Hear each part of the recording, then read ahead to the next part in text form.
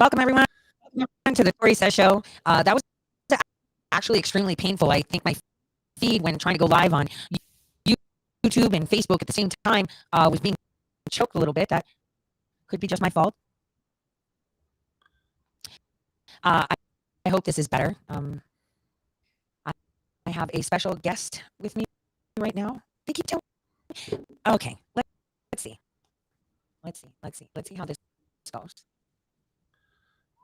All right, Patrick, we're live. Yes, Tori. Hey, are we live? Yeah, we're live, but they're saying that the voice, the sound. I even used the VPN. I think that my actual thing is being talk slowly, which is very difficult for you, Tori. But talk slowly and until you get to the text. no. Sound. It's the stream being throttled. Now they actually slow. Keys. What does slow mean, Tori? What does slow mean? Imitate just for a moment what it would be like to hear Tori Meras speak slowly. Let me hear what it sounds like. Okay, it's just me, so it's my audio. They're telling me that in the chat. My audio. So, okay. So while I figure this out, why don't you tell everyone what you have been up to as a busy bee? Oh, I'm a very busy bee. I'm a very, very busy bee. You know, you ever get so immersed in it, you don't even, when somebody says, give an update, it's like, I'm not even sure where to begin. Where do we last leave things with you? Patrick, you're muted. Nobody can hear you. No, I sound fine. They tell me I sound fine. No, nobody can hear you. It's just you. Look at the messages. It's just you, Tori. I'm just fine. There's no sound. Look in the messages on the right. They say Patrick is clear. Patrick is clear. He's right. Talk slowly because they have you sped up. You know what's weird, Tori? They're correct. They're taking snippets out. Something's happening where snippets are coming out, but then it's getting compressed into what remains. So your whole voice is coming through, but it's coming through very compressed with a bunch of blank spaces also. Blank spaces or pauses, as well as what's there is compressed warp speed, Tori. So you sound even faster than normal. Okay, you go. Okay, talk to them. I'll sort this out. You sort. You've been up to. You sort. Okay. What have I been up to? Well, I'm going to walk you through. I'm sure I know Tori has walked you through some of these things, but Williamson County, Tennessee. I know that she's, I'm sure, part of that in some big way, but there's no question anymore. I mean, not only did the DHS CISA put out the June 3rd report, but now in Williamson County, Tennessee, they found this abnormality from an October 2021 vote. It's the Dominion 5.5 B and C machines. They discovered if you feed it 173 ballots, it counts 69 of them or something. Well, they had different packets. They discovered it because some gal was just checking on a Post-it note, keeping tally, and discovered there were wild vote suppression going on within the box. They did an investigation, found 7 out of 18 of the machines did the same thing. They called in the state of Tennessee. Tennessee did their investigation, said, yes, this is miscounting. It's miscounting, but not just randomly miscounting, very miscounting again and again the same way, which often is an indication something's been programmed, but one doesn't know. So the state of Tennessee got the feds involved. The feds couldn't find it. The feds got their 2 VSLI or whatever they're called, the 2 accredited laboratories that do the audits and all that. Well, and the VSTLs. What are they called? VSTLs? Yeah. VSTLs, voting system testing laboratories. They couldn't find it. They brought in Dominion, which is itself a breach. You never would bring in the manufacturer of the equipment if there's but they brought in Dominion rather than somebody like Doug Logan. They brought in who can inspect code and find. They brought in Dominion, and Dominion's official position is, yes, we agree. And they have put out now a root cause analysis.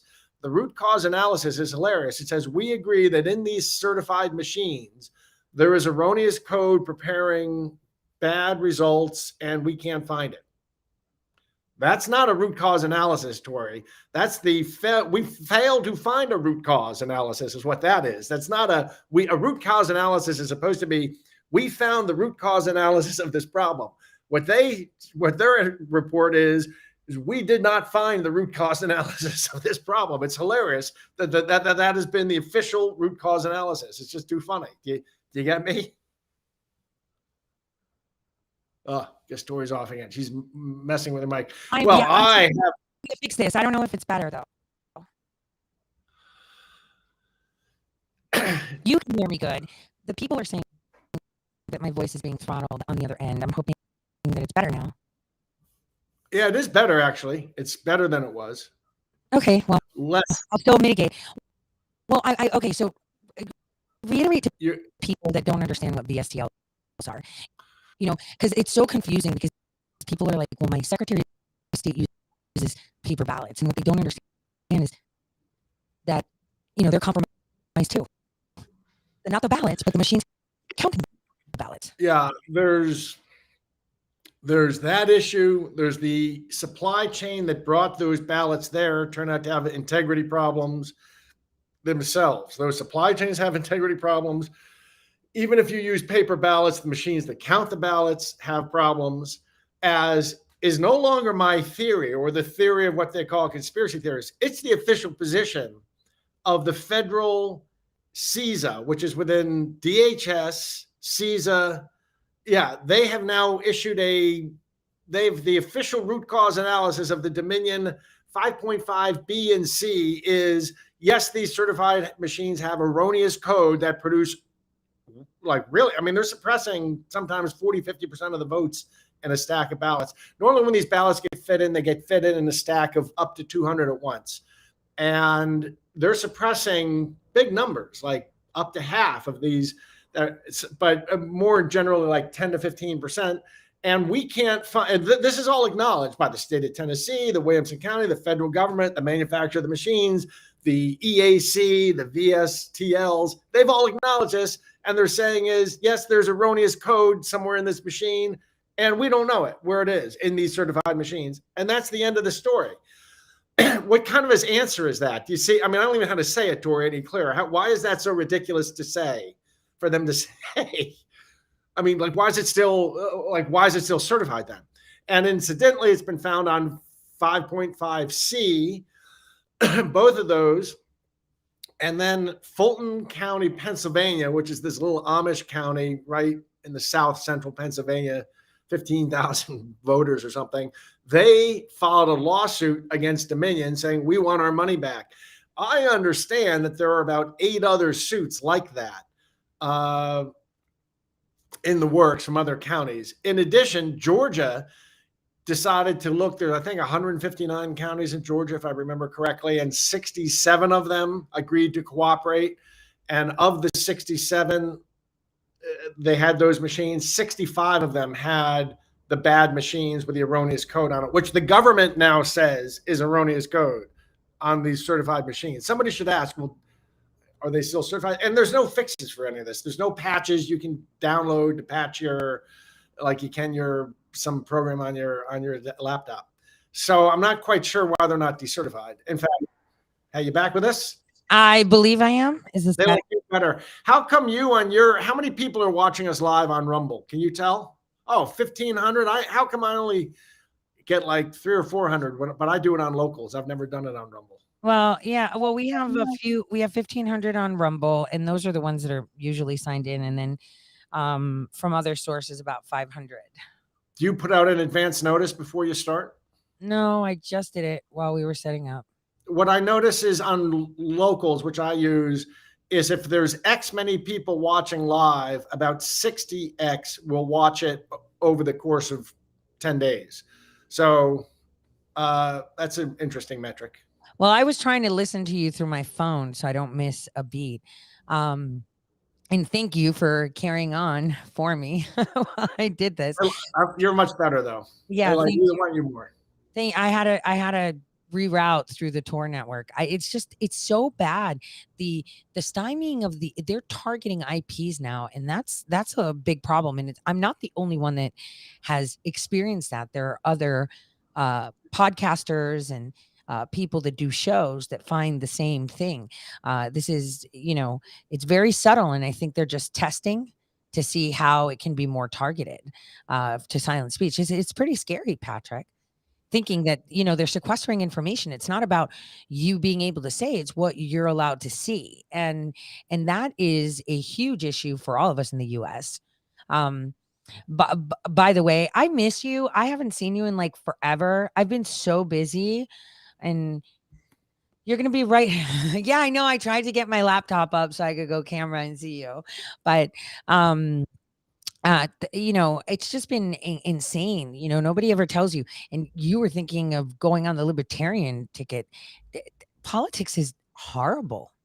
I don't want to go. I don't want to Oh do my it. gosh. Yeah, I'm just saying it is horrific because I realized throughout the process, that people are so brainwashed that they will just give away their First Amendment right because someone told them to.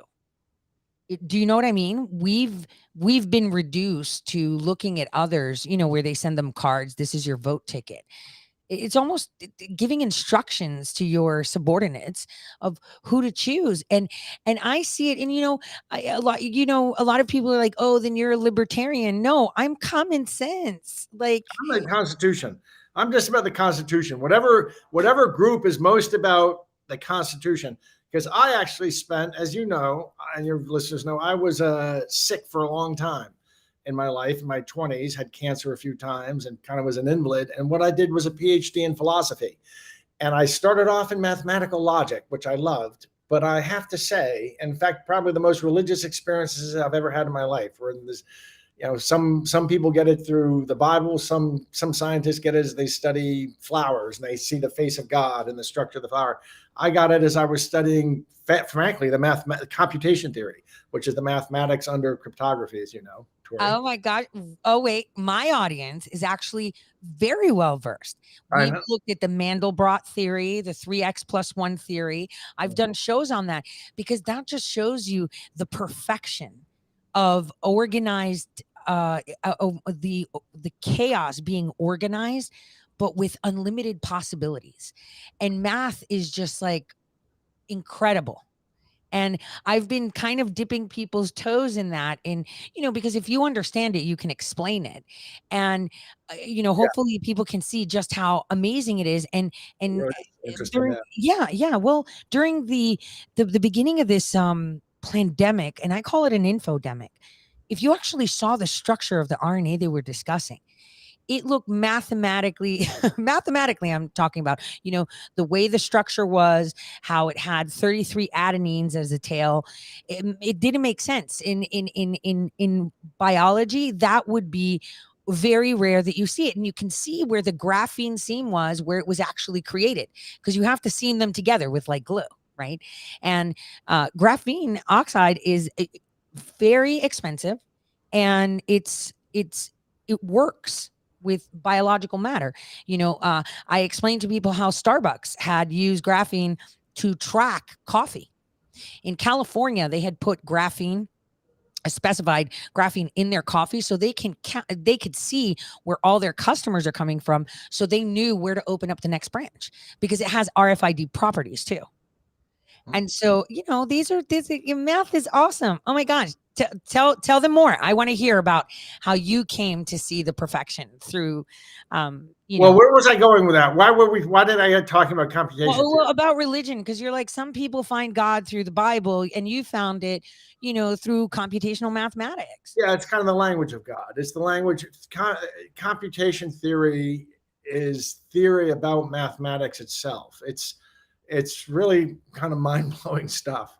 You feel like you're getting to look backstage to the universe or something when you understand computation theory and Gödel's proof and these different things I used to study. But why was I going there? I wanted to go there for a reason. I was answering a different question here. What was that question? Did anyone ask God's language? I'm going to scroll up. You were just saying how perfection. I was actually asking of, everything that is going on, statistical probabilities in elections and how insane it is. But then we talked about libertarianism. Oh, libertarianism. Yes, Yeah. Well, I'm really, so in that, my point was I was studying all that, but I really encountered early woke. And they're friends of mine. I mean, people, but I encountered early woke, and I kind of reacted to it and ended up doing the dissertation in political philosophy, and really trying to understand the history of the ideas in our Constitution as opposed to how they stand up or how woke stands up against them. And I really mildly determined that they're not compatible. And I saw how corrosive some of these ideas were and how totally indefensible they were. So many, and really often that the kind of people behind them that have certain shared qualities that are not the best qualities to be ego oriented. And there's a lot of bitterness out of people. It's just a lot of bitterness from people who wish they did something else with their life, and so they get behind woke as their way to boss people around or something. I don't know. I wanted to say something. You like philosophy, and so do I. I had started a conversation at one of these places that I went and talked to, and I told them academia believes that there is no free speech. They believe that everybody's speech is collective and they're like droves. And from a philosophical perspective, if you see it, that's indeed the case because our society influences our thoughts and we tend to comply with what our neighbors say to feel part of the group. And so they've subscribed to groupthink. And this is being pushed not only in academia, but through every facet of our life. This compliance of groupthink, which ultimately provides control to the very few. I really wanted, that other day that I called you, I wanted us to talk about that because I was pondering it and I was looking for research and I couldn't find anything. And I love to pick your brain because I really admire the way you're generous. It usually goes the other way around, but no. I wanted you to kind of talk to me and I'd love you to tell the audience, like, what do you think of that? I mean, there is basis for their statements, but this group think is really getting out of control. I think it was this created to create a tool of control, or has it manifested as, a property of just humans trying to fit in, like the Lords of the Fly theory? Well, good questions. Some of it is maybe the way we wired, and some of it is the way that some political ideologies make use of the way we're wired in order to manipulate us. And in this case, yeah, we do have, to be honest, we have a frontal lobe that we develop after all the other mammals. And that's where the higher reasoning goes on. But we have, beyond that, the rest of our brain we share with the other mammals and then the reptiles. And in that brain, in the that we share with them, we have an amygdala, and you know that the amygdala is the fight or flight part of your brain. And when it gets triggered, you stop thinking from your frontal lobe, you stop reasoning, and you think from your amygdala. Everything becomes fight or flight. You're not reasoning, and you look for social cues. You become a herd animal. You can't reason with such a person. If imagine, I used to be a rescue diver. Imagine trying to reason with a drowning man. You can't reason with them. You have to make things really, really simple. Similarly, they used COVID and anti-vax stuff to put our society into that mental state. But there's been a mind virus that's been around for decades. That's been Ooh, I like that. Mind virus. Yeah, it's a mind virus that is everything associated with woke. Marxism, it's funny, as I saw Chomsky, well, there's Marxism and then post-structural, postmodernism and the Frankfurt School. And what we're really seeing now is the Frankfurt School and a bunch of critical, anyway, they basically have one view of the world. Thomas Sowell put it best, that the world is divided into fools and knaves, and my job is to protect the fools from the knaves. And that's the only, any problem they look at, that's the only thing they see, that there's like the exploited under proletariat and the exploiter capitalist, and there's the black. It's just the super cartoonish view of the world. And so they become kind of the stormtroopers that the Australian shepherds that nip at the heels of the sheep and get the sheep to go into line. Those are the Australian. I had somebody recently say that I should stop getting frustrated. I should just remember that the majority of, or many people, are just what he calls, this was an old man, called dizzy cattle. Just imagine you're talking to cattle and who are themselves already dizzy, and think how easy they are for bad people to lead them bad places. That's very interesting because in the 90s when we were propelled into the information era, right? That's what I like to call it because we had information at our fingertips. It was at the same time where people underwent what most of us go through as individuals at some point, and I don't wish it on anyone. And as a society, say you're friends with someone for 20 years or 10 years, right? And and you build all your relationships based on that magnificent relationship you have with them. Right. That trust, right? That they'll keep you in check and everything. And then one day there's a disconnect. You realize that the person that you've entrusted for 2 decades, a decade, is totally not who they say they are, is, uh, it has been totally duping you for 20 years, and then you sit and think to yourself, "Oh, man, I must be really dumb. Like, do I have a blind spot? Am I that gullible?" But then you think, "Holy crap, I have just created 100,000 relationships with people based on the foundation of a good relationship that I thought I had, right? And so now I've got to reassess how I see myself interacting with other people. Now, personally, I've been through that. But obviously, with my years of training and the type of work I did, I was able to compartmentalize. But think of it as a society. They trusted all these people in office. They trusted the media to do their job. They had all this trust. And every single time they would see something that was a mismatch, it was like cognitive dissonance. Rather than address the issue right there, they would kind of skip over it. And then they find themselves in the position where it's so blatant. They're like, oh my gosh, I'm in an abusive relationship. And they have that going on at the time of this pandemic. Like, what genius is, the genius of President Trump was that when he came in and just was himself, right? He showed that he could fund himself. The GOP denied him up until like September of 2016. They would not like even come out and utter that even though he was picked, remember? They didn't even want to talk about him. And the genius is that he in a nice way kind of was ripping the Band-Aid off, but the way your mom used to do it with water, right? Slowly, while they nipped at him and tore him apart. And we're at this position where people don't know what to do anymore, and that's huge. It comes to that group think that's being shattered too. They're seeing themselves as part of a herd and they're refusing to be part of the herd. But then if they stray from the herd, then how do they survive? I mean, how do you answer a question like that? I had someone tell me that and I was like, you just got to stand on your own 2 feet. I mean, what is the simplest? Like I said, I've been wanting to have this discussion with you. I want your opinion. Like, how do you tell someone that's just realized they've been duped all their life? Not just personal, we're talking as a society, as a community. How do they step away from the herd mentality and stand on their own feet when they're still looking to people? They've reduced their selves to look at people and take advice rather than introspect. Good Sorry. question. Good question. And I know it's bracing for people when they change to take the red pill. I have some experience with this in that I went through all this 05 to 08 because I was fighting Wall Street and Wall Street corruption. And I was sort of this one man Occupy Wall Street. I was privy to all kinds of bad stuff going on, and because I was asked to take part in it in some cases.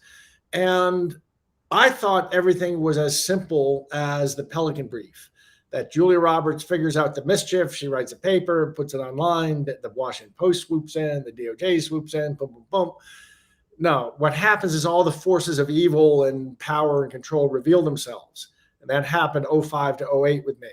And I saw the signs of it, people acting out of character, journalists violating all their normal standards of journalism in order to maintain a narrative that some powerful people wanted to create. The truth is, the person who noticed this first is a guy named Karl Marx. He wrote a book called The German Ideology. I think it was back about 1835, 1845, 45-ish. Anyway, about how that's how things work. That we maintain this facade of neutrality in the public space, bourgeois, idea, but behind the scene, that new neutrality in the public space in terms of speech and rule of law and such. But behind the scenes, behind the curtains, there are various powerful forces which actually control things, and they're actually pulling the strings. And sometimes, but they have all this blue smoke and mirrors to disguise their action, and that's the ideology. So that's the book, The German Ideology. That's what I faced when I fought Wall Street. I realized they had captured regulators and congressmen and senators and DOJ people, and they'd captured the press, and they'd captured university positions. The hedge funds were going out and endowing university positions and then making their guy a professor who would then teach the Wharton Business School or the Yale Business School, oh, there's no such thing as market manipulation, and teach all this stuff. So they really captured the full stack, so to speak, of society. And so none of this is a surprise to me. What I can say to people, if you're confused, I've actually taken a lot to talk about Frederick Douglass, who seems so right for this moment. And it started.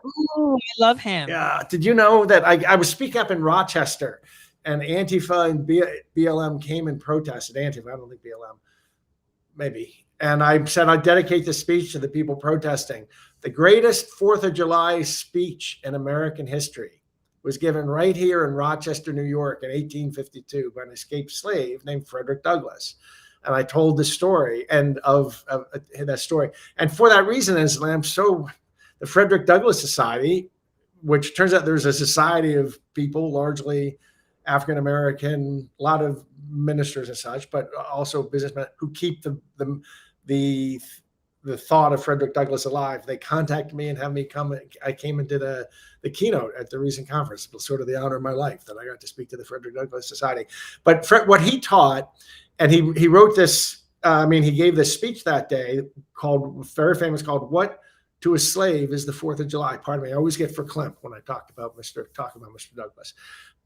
And people remember it for the bitterness, because in the bitterness, he is saying, he refers to the USA as your country. And he's basically saying, it means something to you, but don't forget to us. Why should I celebrate what this means to me?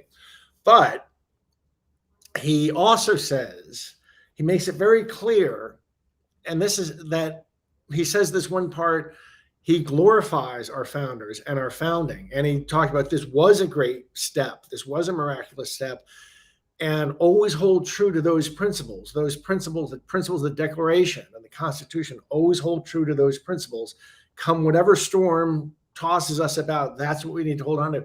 What he thought was that we had gotten the right principles. Same with Christianity, that Christianity had the right principles, but that people were hypocrites. Slaveholders were hypocritical Christians. Similarly, that America had gotten the right principles, especially that opening of the Declaration, they all men are created equal, that we're endowed by our Creator with these rights, and that in order to secure those rights, we form a government in order to secure that fundamental contract it took 2,500 years for man to get that that's what it is. It's consent of the governed, protected in an architecture of a constitutional republic. That's what it's all about. And he was saying that never forget, that was the moment that the spark fired, and live up to that. And that Americans, you're not living up to this. So that really speaks to me today, because sometimes in these Reawaken America tours and other things I'm in, there's a lot of Christians, 80%, let's say, are fundamentalist Christians. And now the other side is trying to paint and there's like motorcycle guys and some gay guys. By the way, I understand that a wonderful gay activist fellow who was part of the Reawaken America tour is quite ill right now. Do you know Scott Pressler? I do, and I don't. Prayers for him. What is going on? I've tried to reach out. I think he's probably changed his number, because that man has been doxxed so many times. But he's in the hospital with a blood matter. I mean, not related to any COVID or anything. And he's prayers for Scott. He's a wonderful fellow, and I, in fact, was hoping to spend more time with him. He was coming out to. He's a wonderful fellow. So what we have to remember is what Frederick Douglass is pointing, and what I really want to say to now, especially that the other side is making this big deal about the Christian stuff. Oh, it's like some Christian, right-wing Christian. It's first, I answer that the Christians have, every right to be concerned. When I got involved in this 2 years ago, they were expecting 20 to 80 million of them to get swept up into FEMA camps. So that might be one reason Christians are a little enervated, and that might have something to do with like California. Let people ride out COVID. Let the bars stay open, the clubs stay open, the cat houses stay open, the tattoo shops stay open, the massage parlors stay open. Couldn't go to church. So for some reason they might have taken that personally. But the second thing to that I to say about it is this is not really a Christian nation thing. There's a reason a lot of Christians are worried about what's going on and are on our side.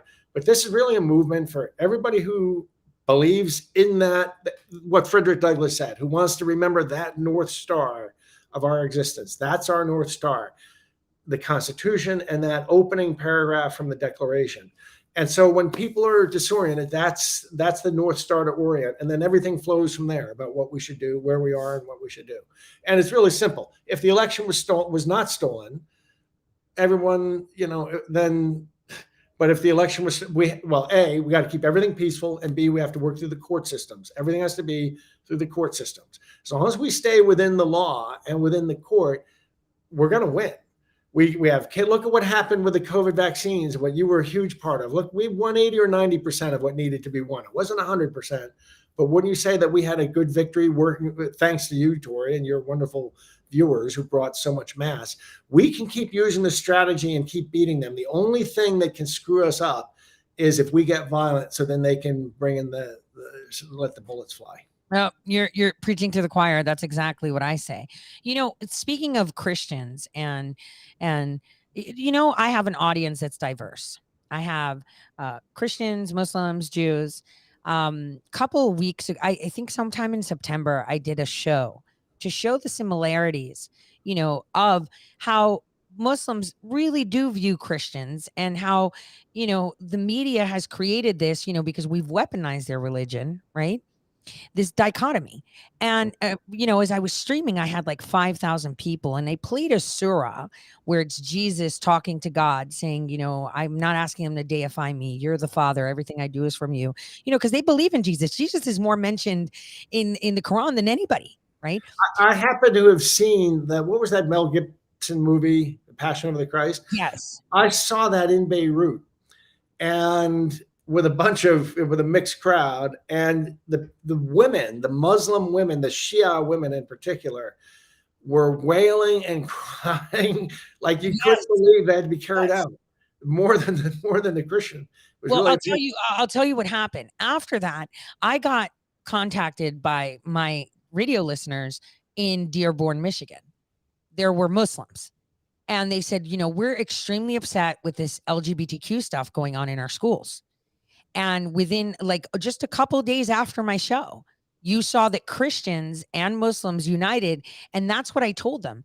Tell them that we see the same thing. We interpret God differently, but we all have to stand together. And, it was my listeners that caused that school board chaos at Dearborn, Michigan. Oh, really? Including the Muslim ones? After the show, because it was those Muslim listeners that asked me, how do we do this? Because, and I said, listen, you can use it to your advantage, since the media is protecting you with white gloves. Right? Join with the Christians to show, because they're targeting their religion just like yours has been targeted. And it was almost incredible. And, only a couple of people in my audience shared it. And they were like, well, what is the coincidence that after Tori does the show, showing how the Muslims are also Christ-like, right? They're Christ-like. And that's what we need to focus on. How can we be more like Jesus? And not be Jesus, be more like him. And if we think to ourselves, what does that mean? That would go back to the word that has no definition, which is Philotimo. There is no definition for that word in the world. Nobody can define it. And it has been known to be a word that you can't define. And I think that it has that simile, like what you're saying and what everyone is trying to say. Love of what was that? Philotimo. So it's love but being honorable as a human being, not honor. There is no definition. Scholars have written papers on it. It's the only Greek word that no one can define. And that is it. Do you know the ancient Greek word arete? Is that still used? Arete, which means like a virtue, right? Is Is it like the desire for arete? No, Philotimo is very specific, Uh, and you still can't define it. It doesn't mean that I know words like that in it's other like languages. yeah, it's like a self-honor, right? This is great. Can I talk about this for a moment? That Yes, you're talking about this please, Muslim, this Dearborn thing. please. Yeah, I we did saw that. that guy speak, and he made such an impression on me. He's one of your listeners. I I made don't know that. if it's the guy because I'm on the radio, so they just talk to me. I saw that I don't know Muslim who guy they speak from Dearborn, mhm. and it actually made me change what my standard pitch is going to be. Because I'm talking a lot about the Judeo-Christian tradition, and sometimes, and I approach it as a philosopher. I'm into the political philosophy and the history of the evolution of our Constitution, and of course that has its roots in, well, it's really a story. You can call it Judeo-Christian, you can call it Jerusalem, Athens, Rome, Britain, and the Netherlands, and there's this intellectual history that developed and then flourished in our Constitution. That's how I understand it. Sometimes people ask me, well, why do you leave out Islam? Some Muslims have asked me. And I've said how mixed I feel. I've spent a lot of years of my life in the Middle East. Islam, you have to include Islam in the tradition. If you're talking about math and science, Judeo-Christian Islamic tradition makes sense. I say, but on the question of, on the political tradition, I used to say, well, I used to not have any problem at all. And I should be clear, the first Muslim I ever, 75% of the world's Muslims are sort of quietist Muslims. And the first one I met, I had a very favorable impression of, and I have for much of my life. And I would not have seen any contradiction between Judeo-Christianity and Islam. I have come to be concerned that on the political side, there may be some fundamental DNA problems that sometimes I worry about. In particular, the question of, does someone believe that the penalty for apostasy, the correct penalty for apostasy, is death? If you believe that, like a lot of Muslims do in the old world, I don't see how that fits into a liberal, tolerant society. But other than that, I'm super accepting Muslims. But that fellow I saw speak in Dearborn made me I was so proud, and it made me add a line to this speech. That is, we have to remember, there's, I think, 6 million Muslims here, and most of them are great Americans. The ones I meet, I mean, they know what they left, they know what they came for. And the vast majority are really like that guy. I thought he was one of the most effective speakers I've seen in a long time. That fellow who spoke at Dearborn and did interviews afterwards. Well, So I had a bunch of conversation. It was more women. It was like 4 women and 2 men on the call with me through, TG, right? And so it was kind of interesting because they said we're really frustrated because they're introducing these things and these don't align with society's value, let alone our religious values. They don't align with our values as people. Like, who allows this? And I was this was just a conversation. And I was like, I even told them, I wasn't the one that brought into the light that we have more in common than not in common. President Trump did. The Abraham Accords. All 3 major religions stem from who? Abraham. And I told them, you just have to sit and think about that for a second. We've been psychologically operated on for eons to keep us in control and in check. The Catholic Church weaponized the Muslims, right? So that they can further instill their authority. It's always weaponizing groups. And how did now the Catholic Church weaponize the Muslims? well, what they did was, the Pope needed to be authority. They broke off from the historical Christian church, right? And they said, well, our priests are going to be celibate. And then the Orthodox Christians, the historical ones, which those have wavered as well from, where they began from the apostolic church, right? They were like, no, they should enjoy being married and have children. They're human beings. And the Pope was clearly claiming to be a representative of God, on earth. And so, this is why they'd be like, oh, let's ask the Pope if he'll let us do this and off with your head, right? Because the Pope said so, right? Right. And so what they needed was to subdue Europe. They raised what is called the Islamic Arch. And it's almost like a half moon crescent. This is where historically, this is what I was told by actually an imam that's in Jerusalem when I went, that they have them rise up and close into Europe like an arc. So if you imagine the Islamic population from the North Shores of Africa through the Middle East, right, and all the way up to Western Asia, they're all Muslim. And they just came in and closed in on Europe. I mean, you'll find Arabic inscriptions in Scotland. in the Roman baths. Yes, No. you will. Yes. And I've seen it with my own eyes. In Roman baths, there are Arabic inscriptions. I mean, I'm pretty sure there's got to be In a Google video. Scotland? Yeah, in Scotland. They That's never how made far it up, right? there. That's the thing. Well, they may have been serving or visiting or something, but they never made it there as an No, army. they actually no, they did. And there I'm pretty sure Oh, some they raided the shores. I know they raided the shores of Ireland. Arabs, well, shoots, Arab North African slavers were raiding in the were raiding the shores of Ireland. I didn't know they got to Scotland, but they raided the shores of Ireland and Spain a lot. well, what they did was they weaponized them.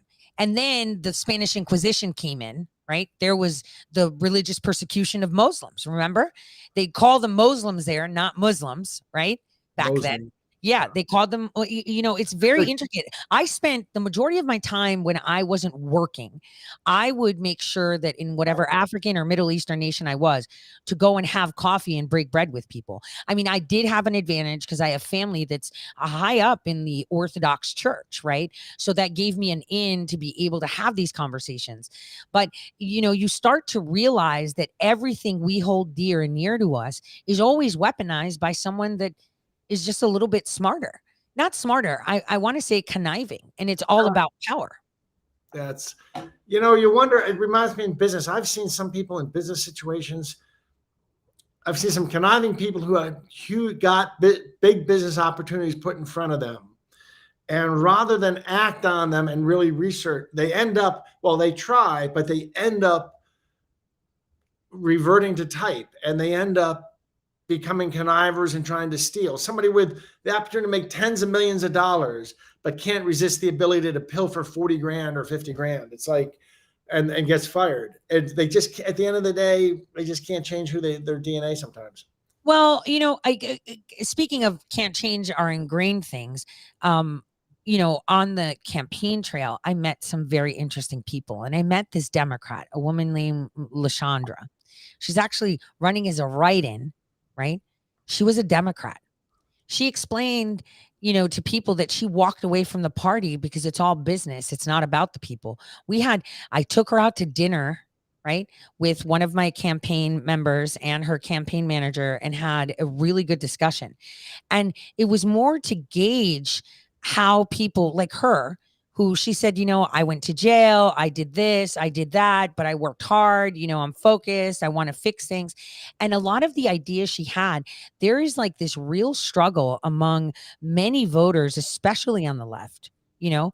She's a Black American female. When we talked about reparations, right? Yes. She sat there and said, we need to be paid reparations. And I said, why? And I said, I'm Greek. Where was she from? She's from Ohio. She's running for Senate as a write-in in Ohio.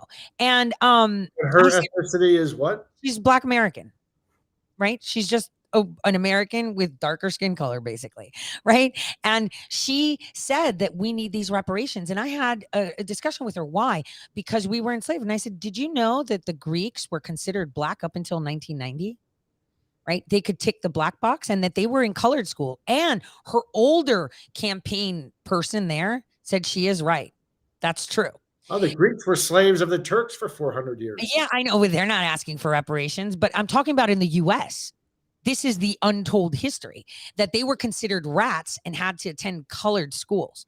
But the Greeks never asked for anything. The minute there was draw the line somewhere, Tori, don't you? Well, I mean, they just no.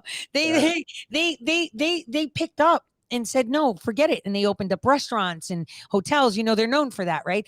The minute the revolution happened and the Civil War happened, they broke free and pulled their pants up and said, let's go. Whereas others fell into this victim cycle. Because yes, the majority of them were more abused, but why would Americans have to pay for it? Here we have Kamala Harris, supposedly a woman of color. I mean, she's more Indian than anything, who people asked for reparations for being sterilized in California because they were considered feeble-minded. And she ignored them. Did right? She? Yes, she did. We're still doing that Okay, they were sterilization. still doing. I have a video on my YouTube channel, titled Eugenics, EU space GEN space INCS, where it's a whole documentary and it actually depicts how the Nazis took books from California to implement in their strategies of psychological warfare and creating minority groups so that they can weaponize them. They And also that's studied the Jim Crow South, the yeah. Democrat South. They Well, studied the Democrats. Well, and having this conversation with her, I realized that she saw a lot of things like, oh, the way you get put into position is that you put the time in and then they select you. You have to put the years and the work in. And she felt hurt that she had put so much work to be representing the Democrat Party and they didn't take her. They went for someone else that hadn't done the work and Hey, that was casted for the role. funny, Casted for the role. funny you're saying all this. We're talking to another woman, African American woman, who's joining our movement, who's BLM. Oh my gosh. I sat down with the BLM chapter in Cleveland. I had a conversation with Black woman who she says the Democratic primaries are all rigged.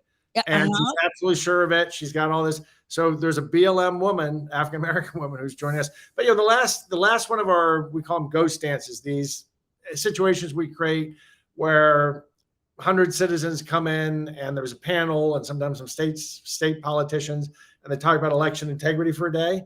We call those ghost dances. We just did one down in Palm Beach, and we had one panel that out of 5 people, 4 were Democrats, 2 or 3 were African American, and they were great. And they sound like you and me, Tori. I wonder what that's the thing. People are afraid about the elections, about the election machines, and how dirty it is, and how dirty the system is, and how nobody has any trust in it and such. Yesterday I was confronted. I just want to tell you on the election machines. I went to 2 events in Ashland yesterday. So I went to the Ashland Chamber of Commerce to speak, and I asked for questions. And so, your typical wispy hair, person with the talking points comes out and says, so do you believe the 2020 elections were stolen? And I said, every single election starting from 2004 and onwards has been stolen. The first one was stolen in Ohio. Do you have amnesia? Why are you making this about Trump? And he was like, well, we do have paper ballots. And I said, yeah, but machines are counting the paper ballots. And, in my lawsuit, Patrick, that I have, it's actually very streamlined. I don't know if you read it, but as an independent, it gave me even more footing because independents are put to the side. They're not allowed to be poll watchers. Did you know that in the state of Ohio, independents aren't afforded the opportunity to poll watch? That I have to ask for permission. I even sent out emails to everyone, including JD Vance and a bunch of others, both Democrat and Republicans, and Jim Jordan, and said, hey, would you sponsor me since you're on the ballot to allow me to have poll watchers? That's what they do to people that don't subscribe to the 2-party system. Well, this young man says, well, that's ridiculous. We have paper ballots. And I said, yeah, but they're not counted by people. They're counted by a machine. And I want to see how the machine counts. And from my experience, having participated in 45 different elections overseas, I could tell you it's not counting 1 + 1. I want to see it. And I just want them to let me see the source code to see that it is so. That it all is the source code should be open source. Everything should be right. But they claim it's going to be cyber hacked. Well, how is that going to happen if you're not connected to the internet? Someone's lying somewhere. But I told him, what is the problem with me asking to see how it counts? If you're telling me I shouldn't see it, and the incumbent, who, by the way, was endorsed by Klaus Schwab, he's a Republican, right? He's saying, oh, look, I created a public investigative division. So now you're throwing police. Oh, don't look at the box. I just told the counties they're not allowed to tell you about the box and who really owns the IP addresses because DHS does, right? DHS literally is conducting most of these elections. I've brought police too. And then he goes out to say that he found 75 people that voted again and again. Do you know how he did that?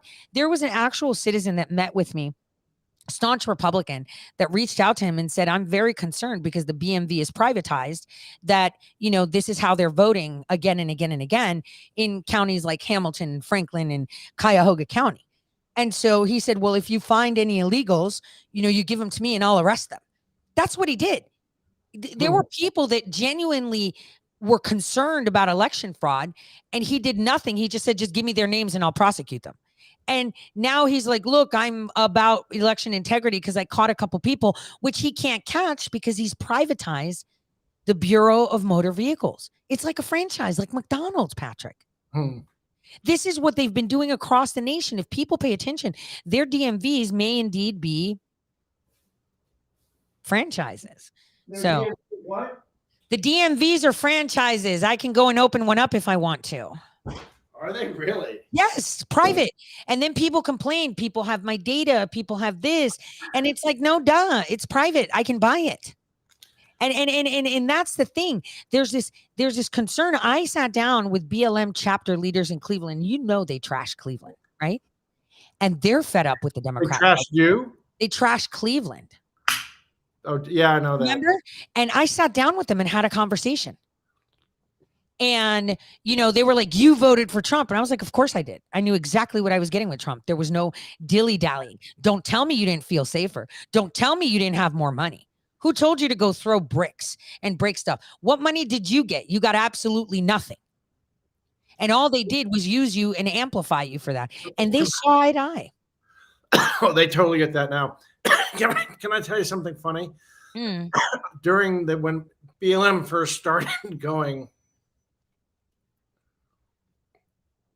pardon me, when it first started going, some friends of mine who are, let's say, close to that movement, some woke friends, alerted me that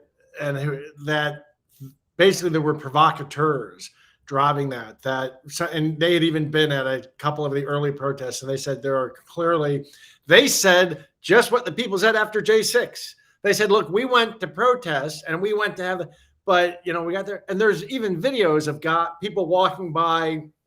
I think they're white from the way they walk. Pardon me, if that's not, I don't know.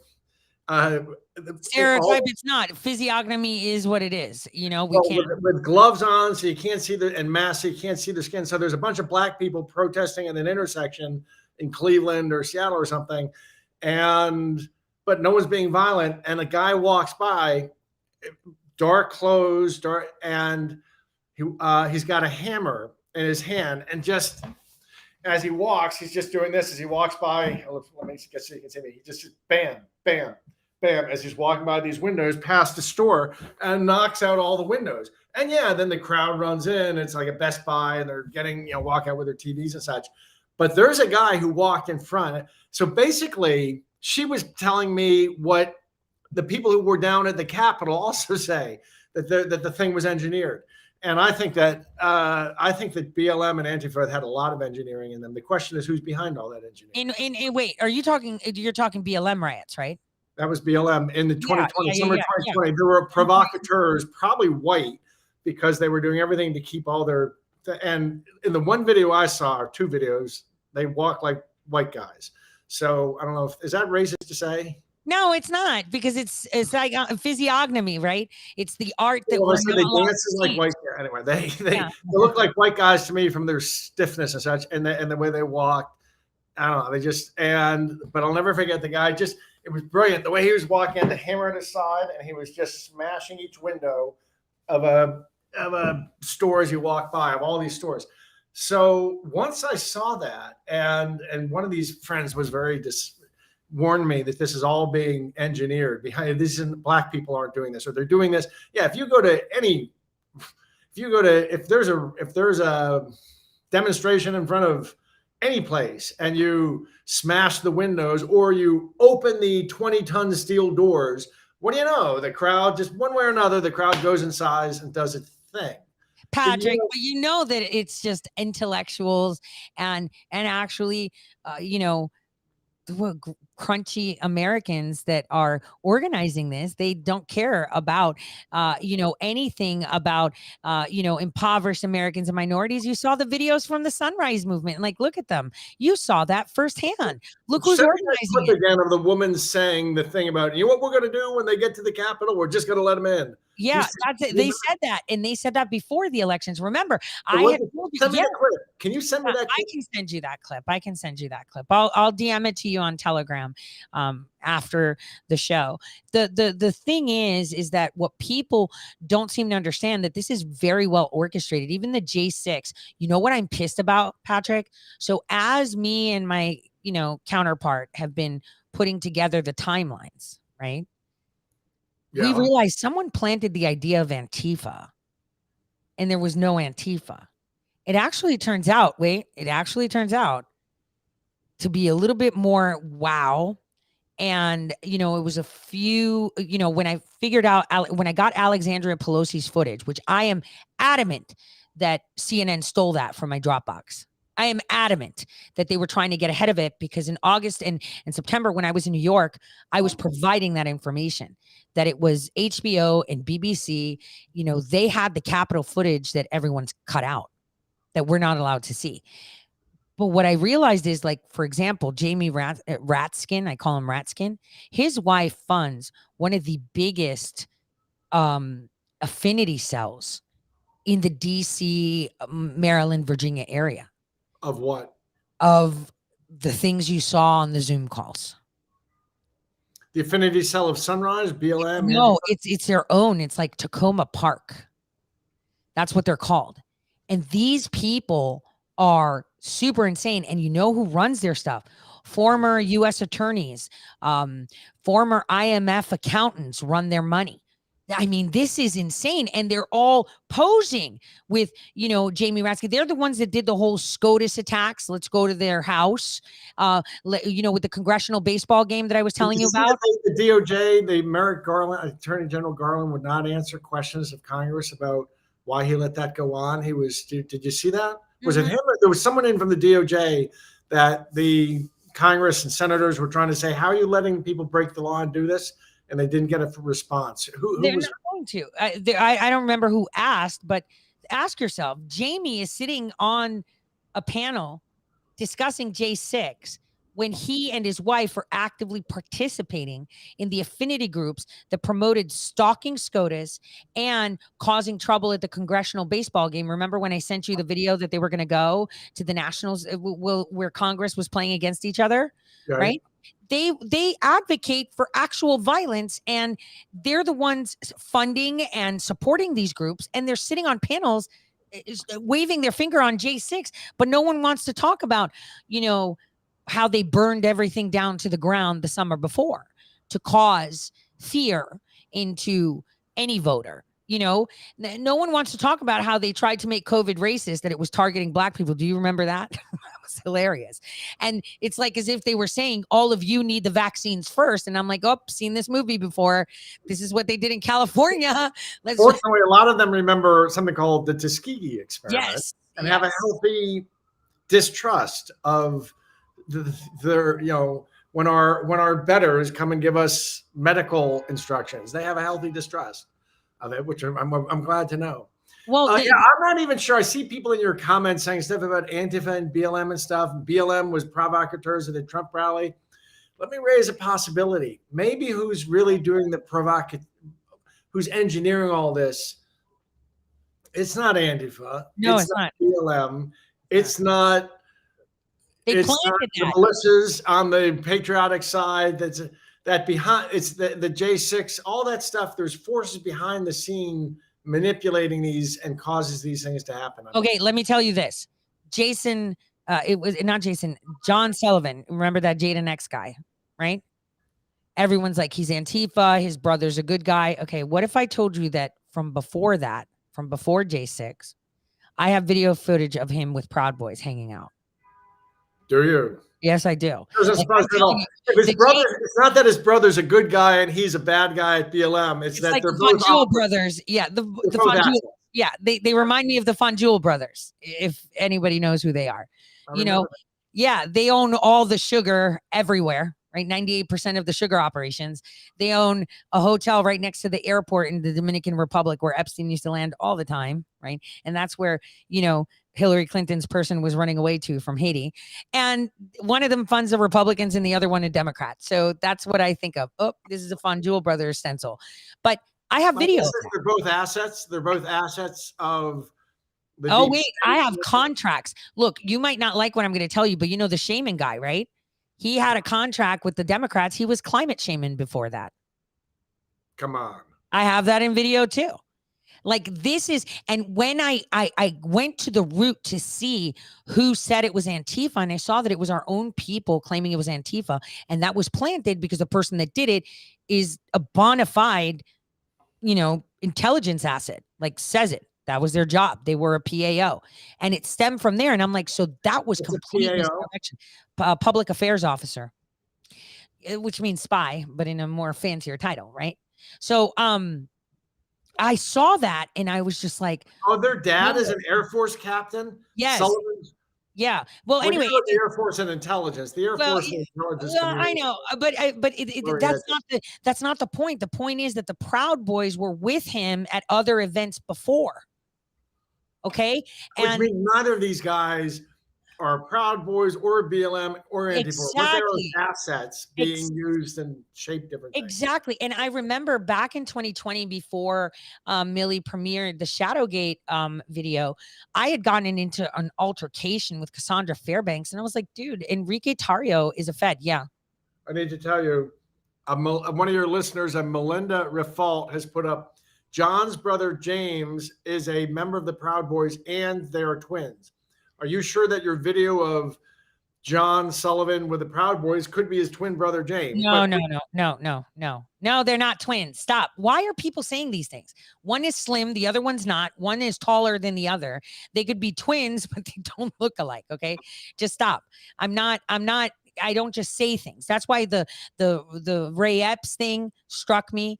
The people that surrounded Glenn Beck struck me. They just Me Too'd Elijah Schaffer. And that's almost like the deep state code is you're going to take that hit rather than going down for something else. And I know a lot of people are going to hate me for saying that. And I don't care because the proof is in the pudding. Who's Elijah Schaffer? Well, he is supposedly a reporter. He went into the Capitol as a reporter.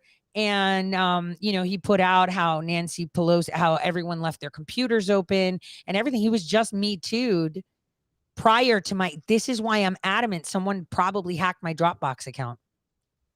Because it's not a coincidence that he gets Me Too'd a couple days after I had a compromising Dropbox account. And then they released the Pelosi punching footage, right, that I had.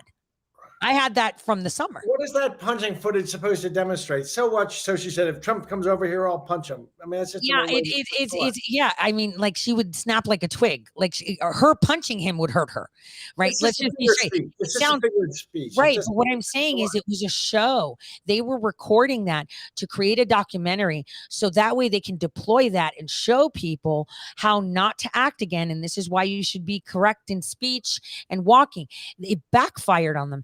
Remember, I told you those documentarians from overseas were a big problem, right? Not just the Dutch ones, not just the British ones. But I remember I told you that a long time ago.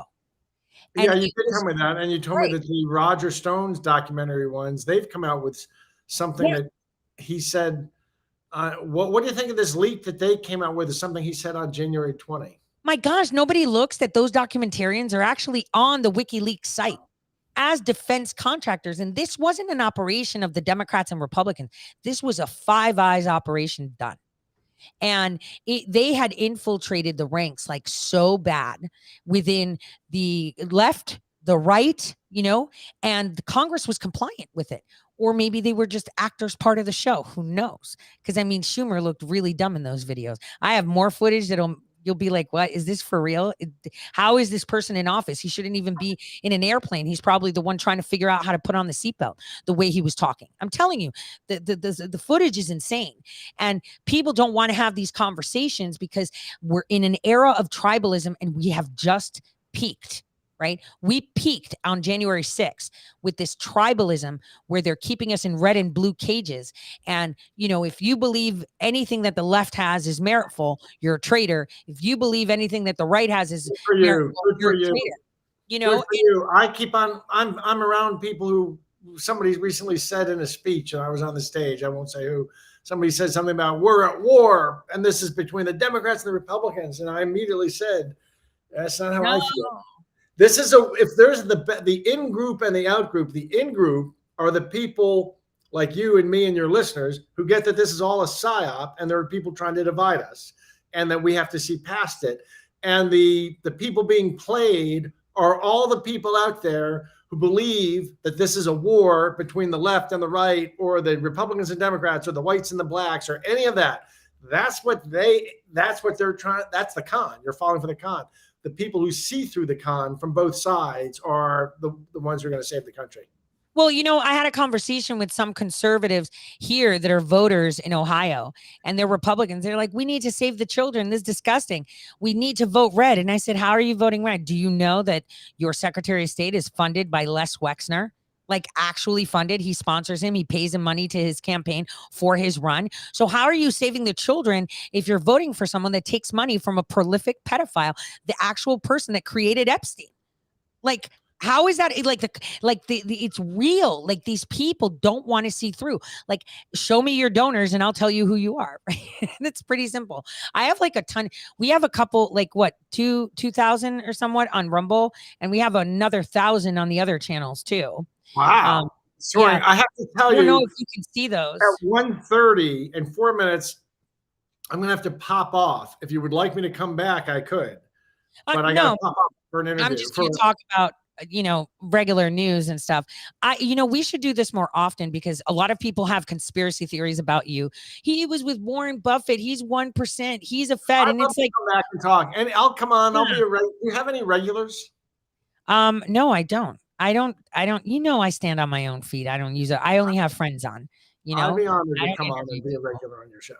Yeah, no, I'd love that. I think the accusations. I don't like what I'd rather do. Come on your show and answer them all once. All the accusations, anything it people doesn't have. matter. It doesn't matter. They'll still bring your people will make a deal from then on. When they hear them out in the world, they'll say, "Oh no, I heard Byrne answer that charge once, and this is what he said." And so I don't have to go and do it over and over. I'll come once and do that all at once. Patrick, and give answers to all the accusations that everyone in your world has of me. Nobody listens. I mean, look at me with the North Dakota Attorney General.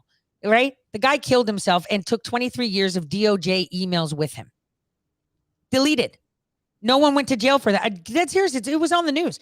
And everyone's, still pandering on the fact that I did. And I didn't do anything, Patrick. And that's what hurts me. And it's like, and I've answered to it, and people still throw it in my face. And I'm like, oh man, these people really don't know what it's like to fight, really big, heavy hitters, and how they come at you with the kitchen sink. Right. I mean, look, Kavanaugh was put on the spot, right, for a party that some chick may have remembered, didn't know the location. I mean, this is ridiculous. Like, when you see it, it's like people. She didn't remember. She didn't remember where it was, the house it was, how she got home, but she remembered one thing, that she had precisely one beer. And she was assaulted, but she doesn't know where, with who, and how many. And come on, like, if you step back and look at it, it just looks so dumb. Yeah, I wonder what would have happened if, just before we were about to swear in Barack Obama as president, somebody from Hawaii had jumped up and said, well, back when we were 15, this guy groped me over my shirt, but I don't remember anything about it. But we need to stop and have a 300-man FBI investigation before we can go forward with swearing this guy in as president. It would just look insane. We had his male lover, remember, talking about giving him fellatio and doing drugs in the back seat of his car, right? True. What's his name? Come on, let me look at the audience. Remember, for Obama's lover, where he went to Congress, he testified that, I don't know anything about this kind of stuff. No, it's a real thing. Like, you can Google it. He had a lover. That stuff about Obama being gay or anything. Well, I worked under him. I can tell you that he. Yeah. Some class. Let's return comedy in class to America. I got to pop off for this other meeting. If you'd like, I'll come back. Maybe. Hey, I know that this weekend you're not going to be around, but we really have to get together, and hopefully after all of this we can, because I have a friend in South Carolina right now being denied a heart transplant because he's not taking the COVID vaccine, and he can't get out. Maybe you'll have to get in touch with your old friend who would very much like to mend fences, a friend of yours with a sheepskin on the wall who would very much like to mend fences with you and remembers fondly his 2 years riding at your side. Maybe he's someone who can help you with that. No. We've got the legal team. I just wanted, to let you know this is atrocious stuff. We should talk about that. Bye, much love, Patrick. Bye. Hey, listen. One last thing. You with me? Yeah. I sent you on Signal a graph I wanted you to put up. This is our oil reserve. Does this, can you put that up on screen? The oil piggy bank, right? That's the oil piggy bank. Can you Yeah, put that up on screen and explain yep. it? Is that a man who's trying to win, or is that a man who's trying to not to win? Trying to tank our economy and put us in a more difficult position. I would say that would be more substantial in what it is. Hold on, let me pull it up. I'm That putting it up. graph is so nuts. There's no justification for this right now. And I don't know how people aren't talking about this. This is atrocious. Hold on, let me get it up. I got to split, my dear. I got to split. Great.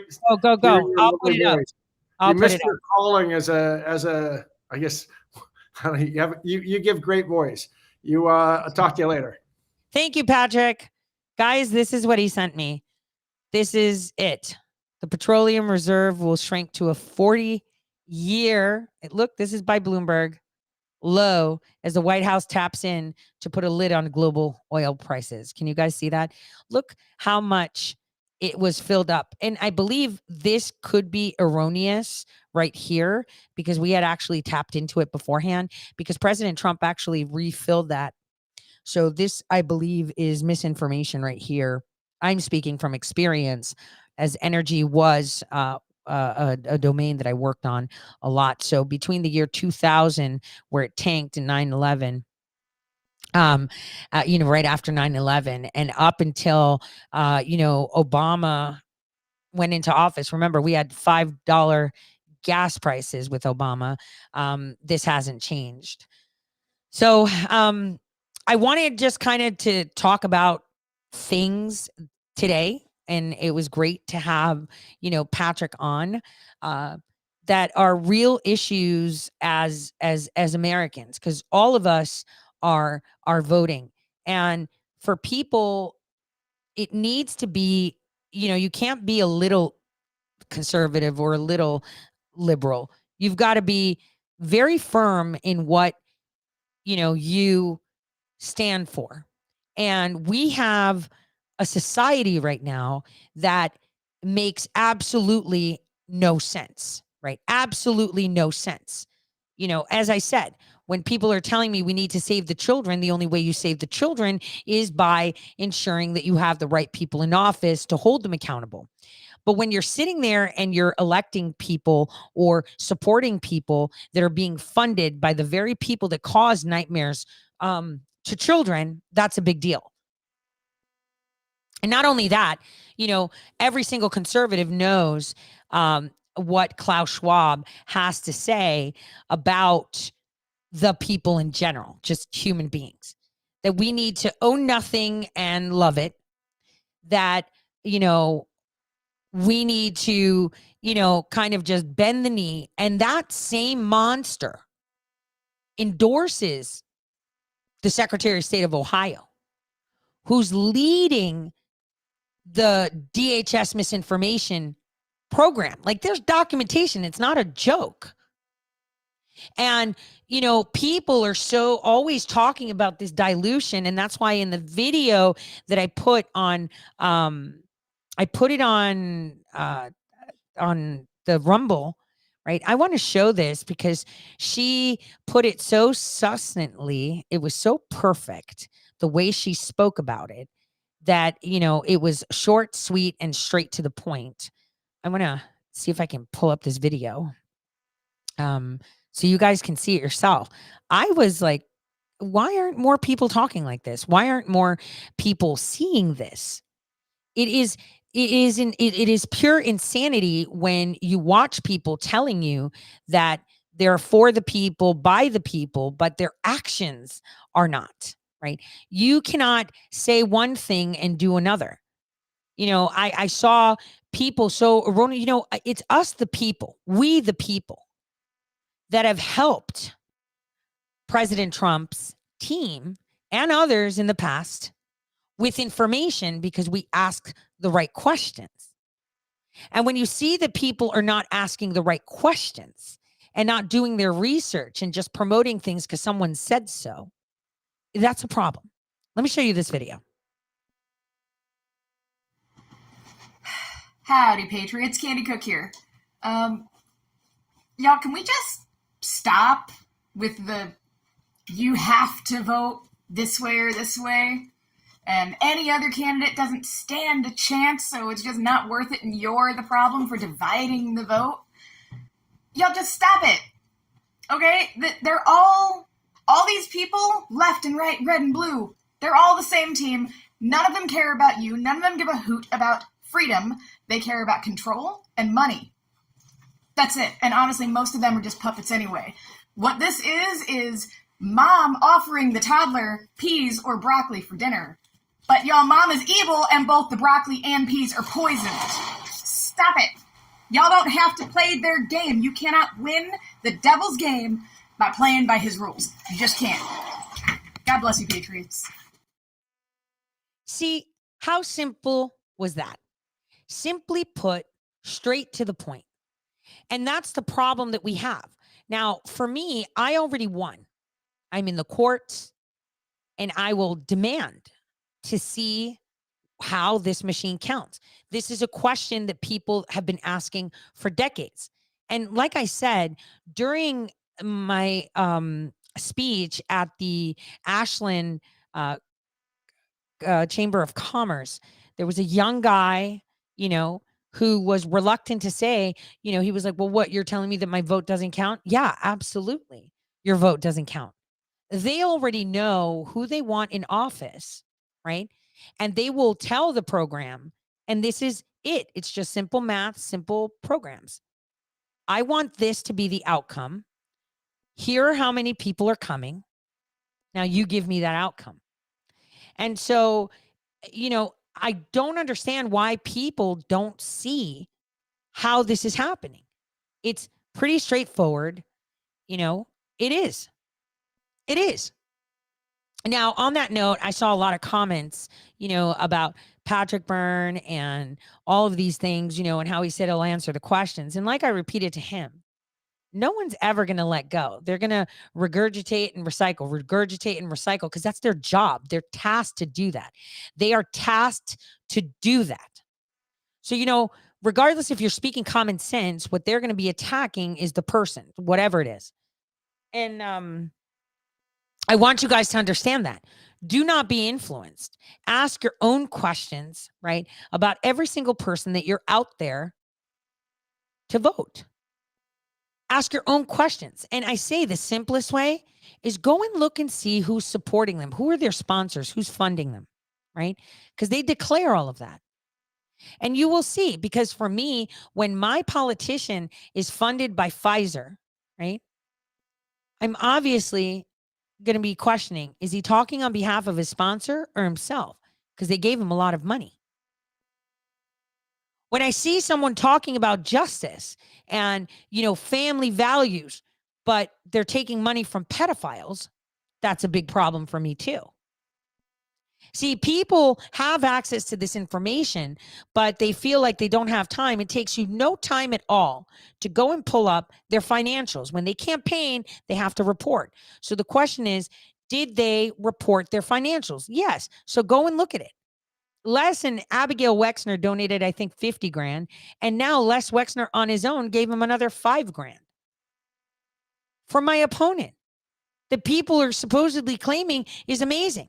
The same guy that went with Cindy McCain to select Zelensky. The same guy who, when he was a legislator, helped his dad's private nonprofit become part of Ohio state law that is now a World Economic Forum partner. Like, come on. Are people just dense? Probably. Because they think and they are told that if you move out of the box, you'll fail. So just pick the lesser evil. That's not the way we should be. And then there's people that don't seem to understand, we all need to be more like Jesus. Even Muslims say that. We should be more like Jesus. And I don't hear Christians saying that. What would Jesus do?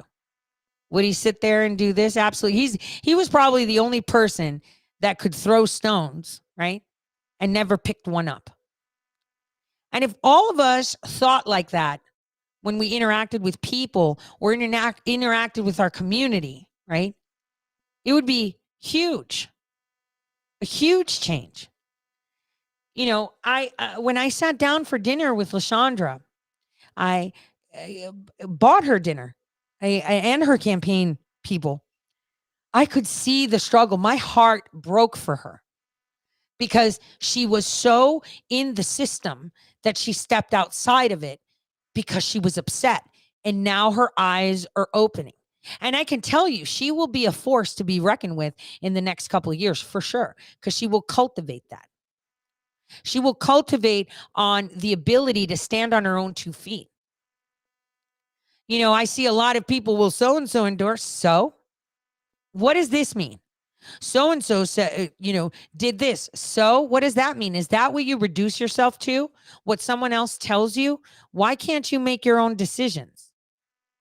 See, if all of us actually voted honestly and listened to what these candidates are saying nationwide, our elections would be different, but our society would be completely different. There would be more value for life. We wouldn't have riots. We wouldn't have the media doing what they're doing. You know, when I decided to run for Secretary of State, you think I want to do politics? I don't play nice. I am not nice. When I work with people that seek to take, and push advantages on others, I don't play nice. I'm patient, but I do not play nice at all, ever. For me, seeing that the state of Ohio is the experiment source, we've talked about the smart cities, but in order for them to actually operate, we need, internet voting first. And see, here's where me and Patrick Byrne disagree. He's about the sovereign ID, and I would too. But the problem is, under the guise of proprietary information, when you create a code, you can bake in the cheating, especially in a blockchain. From the first step, it can start cheating. Then you have no chance ever to express that. And as I've expressed many, many times, right? In Ohio, the Secretary of State, prior to him, actually, I think it was Houston, right? If I'm not mistaken, whatever. They bought Votum, which is Conic, right? The one where the guy is in China, would store the data into China. If you read what Votum does, they promote internet voting. And so, what we have, I want you guys to take it a step back, not because I'm running and giving you guys one of the biggest civic lessons ever. You are seeing firsthand how corrupt and dishonest these people are. I mean, even the Supreme Court judge, Pat DeWine and Fisher, who together groveled to President Trump on the back of JD Vance to try to get an endorsement, and they failed. These people are so bad that as judges, they didn't like the word that I used in the affidavit. Mind you, same affidavit I've used before. And that's why they were like, oh, we should just let him break the law because she didn't put the right word. This is where you see corruption. And then people are like, well, what do we do? Do we have Democrats? Well, if you have me as Secretary of State, that can be rectified almost instantly. Because in my state, no judges will allowed to be having political affiliation. In my state, no corporations will be allowed to fund candidates. On a presidential stage, the federal government allows it, let it so be. And I'm going to tell you, I'm going to be sued like crazy. I know, by my own state when I'm in office. And I know the people will have my back because what I'm saying is what they want. And that's the way we make change, by facilitating the opportunities for others to do it, not for you to do it. For me, I can't do much. The only thing I can do is enforce the laws that are present, issue directives that will facilitate the ability for average citizens that are not corporate funded to actually run and be heard. It is common sense. I want people to be heard. The people of Franklin County, in the most impoverished area, right, should be heard, but they are not. Instead, they have people that are rising up in the ranks of the Democrat Party, and then they filter out who can cast for the role better. It's all a show, and nobody wants it. Absolutely not. For me, like I said, I already won. I'm in the courts. I've started the conversation. It's civil and it's straightforward. If you're telling me that these machines are so legit, I should be able to look inside. And you're not just going to give me Dominion. You're going to give me ES&S. You're going to give me all of them. And I am entitled to that because that is my vote. That is the vote of the people that want to vote for me. And if you're stymieing it, I should have the right to see it. Think about it, you guys. The incumbent on September 19th drew authority from a bill talking about guns in schools to disallow people to have access to information about these machines. The incumbent keeps saying we use paper ballots, and he's a liar because the paper ballots don't mean anything. You could draw squigglies on it. The machine already knows how it wants you to vote. He created a directive instructing all the counties to not let people ask questions about the tabulator or who actually is running the IP addresses, which is DHS. And if you remember in 2016, it was DHS that got caught in Georgia's machines fiddling with the elections. If you remember, Kemp wrote a scathing letter to the inspector general about them being in the machines. But then he became governor. He forgot all about that. And now he's part of the crew. You see how that works. And not only that, because people weren't satisfied with that, he created a policing division like that works. So now he's a policeman too. Remember, he's the only Secretary of State that has been authorized by state law. This is how corrupt your legislators are. To be a DHS advisor, so he wears both a federal and state hat. That's a big problem because his priorities, where do they lie? For the people of Ohio or the federal government? You see? And these are unelected positions. This is happening in every state, not just Ohio. I'm simply showing it to you so it doesn't happen again. Almost like the way Eisenhower took people over to see all the dead so that the Holocaust doesn't happen again. But here we are again. We're having it again. It's only different now. It's a 2.0 version, right? The system has been created to keep you enslaved within two camps to control you, to give you the illusion of choice. The system has also created that two-party, two cages to control every aspect of you. And they just swap positions. They pretend they're fighting. And everyone has been subscribing to that. And one thing we learned during the 2015 campaign for presidential elections of 2016 is that they are shameless. They are relentless, and they will go to extraordinary measures to silence anyone that encourages people to think.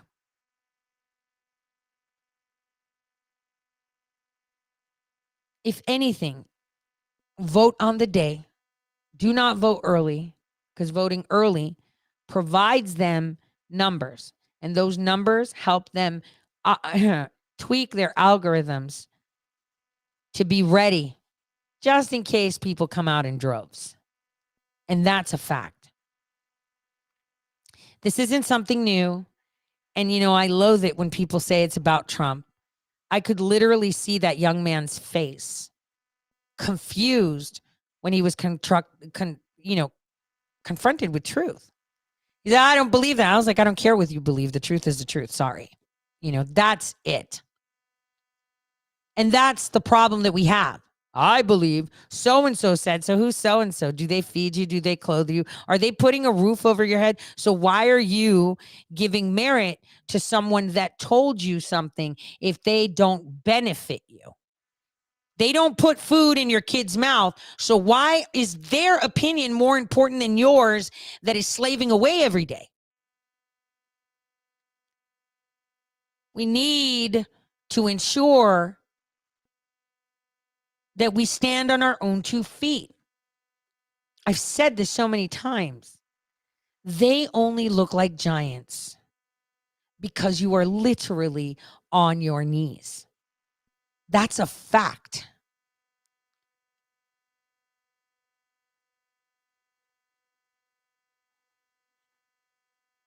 You also get asked, look, the Republicans don't play it square. Why do you play it square?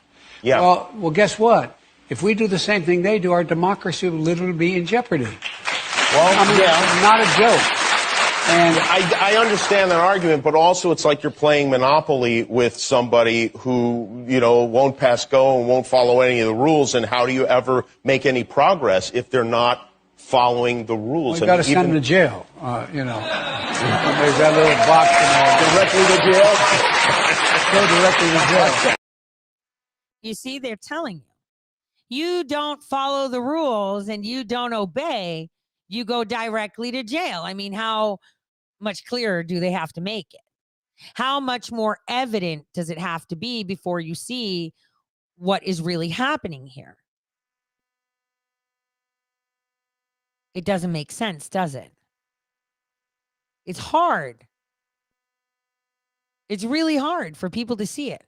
Well, let's go back in time and listen to an NSA whistleblower where they can tell you how your government operates.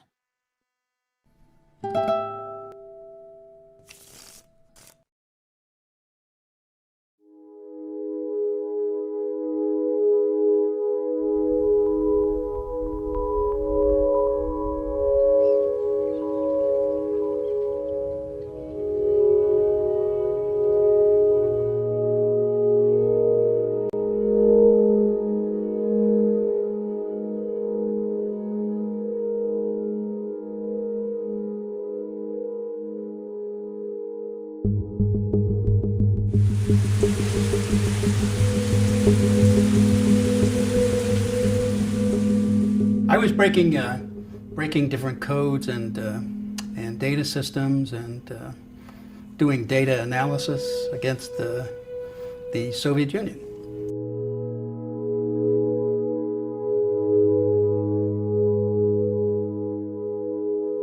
After 9/11, they took one of the programs I had done, or the back end part of it, and started to use it to spy on everybody in this country. So, and that was a program they created called Stellar Wind.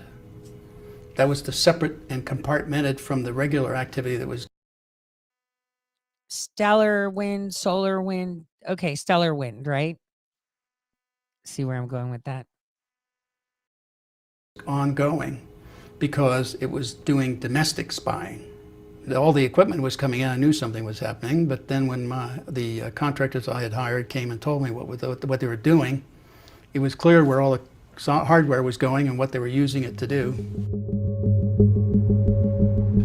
It was simply a different input. Instead of being foreign, it was domestic input. Somebody told me that they can listen to what we're saying by my having this, even if it's turned off. Yes. Here's the real grand design.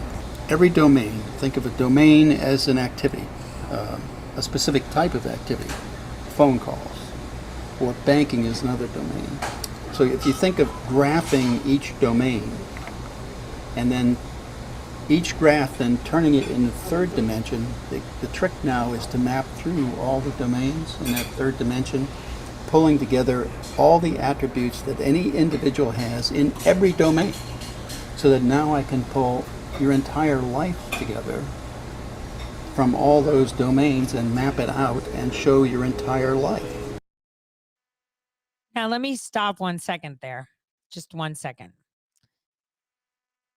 Every domain, your banking, your Facebook, your Snapchat, your Gmail, your text, your Signal, your Truth Social, your Twitter, your Gab, your WhatsApp, your voting. Are you getting what I'm trying to tell you? Most of these people aren't campaigning because they have data. Just like the data that was purchased to show the 2,000 mules. Just like the data that I say that they buy from the Bureau of Motor Vehicles in Ohio. They know how you will vote, so they won't do anything to stop that.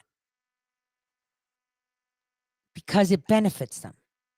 Because when they raise $2 million, trying to push the, like the 1990s are calling back. They're no longer to be deified. They are not gods. They are not important to the people. We do not need confetti and balloons. They're average people that have been supposedly elected to represent our voices, and they don't even give us the time of day. So again, how do you fix this? It is a monster that has already been unleashed. We're already in the system. How do you fix it? It goes back to how you destroy a tank. And the only way you do it is by creating and maintaining fair, free, and tamper-proof elections. Because that is where the people can come in. Listen to what else he tells you. It's fascinating. Over time.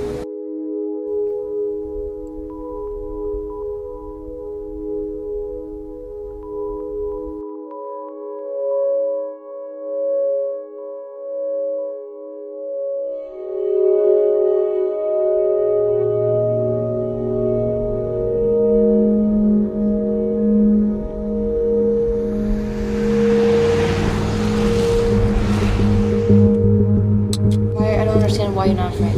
Why should I be? Because if what you're saying it was possible, it would be revolutionary and people would have a vested interest in preventing that from happening. I'm too old to be afraid. I'm too old.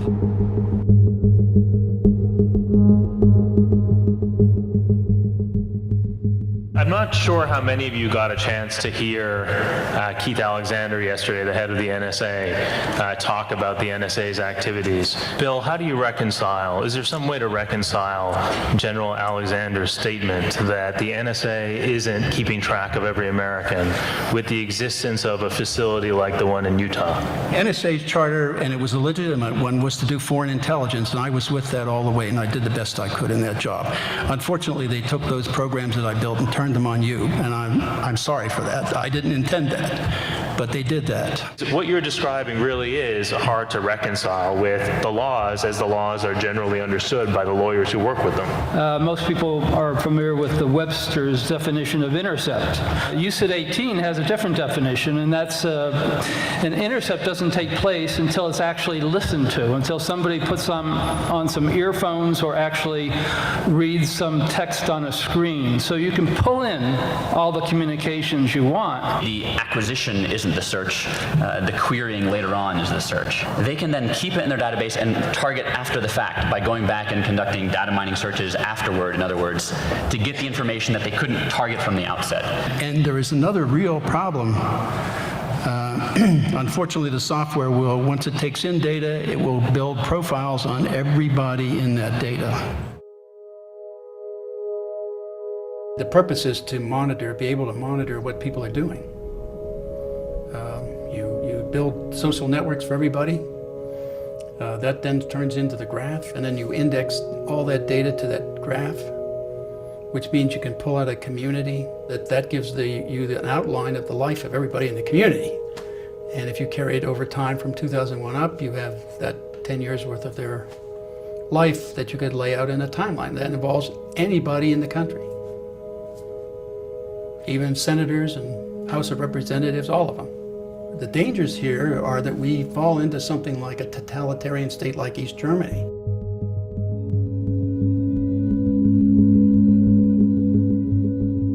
Well, they came in guns drawn, in my house. They didn't do that to the others, but they did it to me. I guess, I don't know, they thought I was probably the most dangerous of them all, so I don't know. I don't know what was in their minds, okay? So, but they did that, and they came in and pointed the gun at me when I was getting out of the shower at the time, so they pointed a gun right at my old head, said, hey. So, I wasn't too upset. I just said, yeah, I suppose I could get dressed here. You know, they weren't intimidating me anyway. So tell me something that will implicate somebody in a crime. That's what they asked me. So I told them what the crime was that I knew about, and that was that George Bush, Dick Cheney, Tenet, and Hayden conspired to subvert the Constitution and constitutional process and any number of laws, and here's how they did it. And I explained stellar wind on my back porch to all the FBI agents who weren't cleared. So they had a problem. I created a problem for them because they had a bunch of people now who weren't cleared for a very highly classified, only because it was domestic spying, by the way, was the reason it was highly classified. They wanted to highly classify the extreme impeachable crimes that they were committing.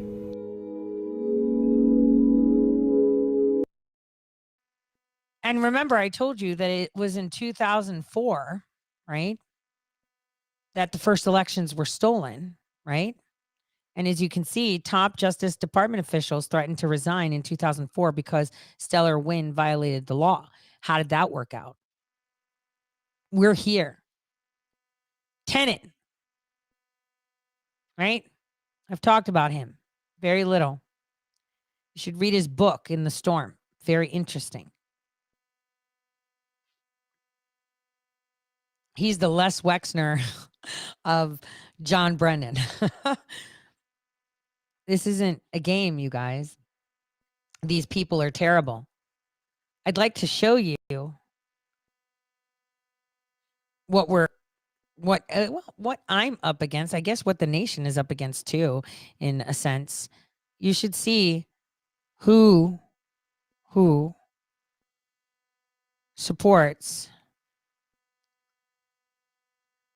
your candidates. But let's just finish up what the amazing Mr. Binney has to say.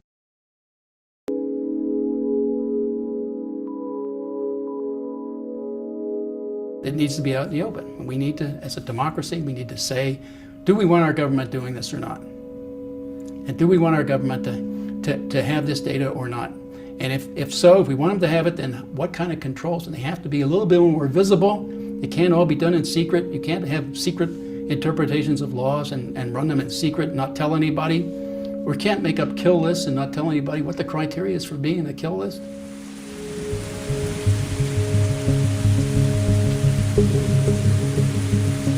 This is something the KGB, the Stasi, or the Gestapo would have loved to have had about their populations. So, I mean, and just because we call ourselves a democracy, right, doesn't mean we will stay that way. That's the real danger. And we, the people, may have absolutely nothing to say about it. We haven't had anything to say so far.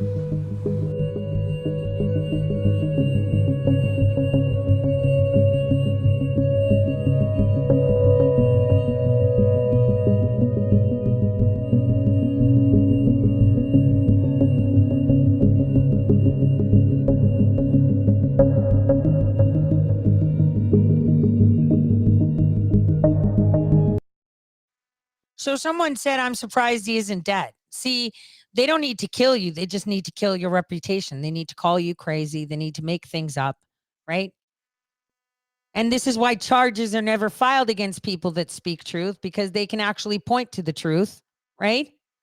And then it's a big problem, because in a court of law, you can play games, but when you arrest someone and charge them with something, the public's going to be listening. They're going to be watching, and that's where it comes down to. They made his life a living hell. I'm no Bill Binney, but I've been on the receiving end. And every single day I am tortured with that by people that seek notoriety or some grandiose BS. I don't want this. But like him, he said, I'm sorry I made this. And like him, I'm trying to right the wrongs that I did. It's not rocket science. Now, let me show you what I'm really up against. Here is the Secretary of State. He's promoted by the Millennial Action Project, Ohio Future Caucus. He's an emeritus co-chair of this. You need to see what this company is, right? You need to understand who sponsors them. Let's see. I need to find their sponsors. Here they are, their mission, they advocate what they say first. Here's how they were founded. Harry S. Truman Scholarship for Public Service. This is only where we begin. Let's go to their partners. The Aspen Institute. That's where we had Rod Rosenstein and Adam Schiff and all of them collude. Bipartisan Policy Center, Brennan Center for Justice, Bridge Alliance, Concordia. Look, Hewlett, Institute of Politics, Democracy Fund, Unite. Are you paying attention, you guys? These are the people that are pandering to Americans, telling them that they actually care about them, that they actually focus on them. And when I see that our own alternative media is promoting them, I'm like, do they know who they are promoting? Do they know who they are? Green Beret? Like I said, maybe like the ones in their hair. He's a weekend warrior. And instead of liberating the oppressed, which is what Green Berets are supposed to do, he's helping on the oppression. Named 12 legislators to watch because he helped put his daddy's business in there. And bring in foreign influence into the state of Ohio. Why does everything happen in Ohio?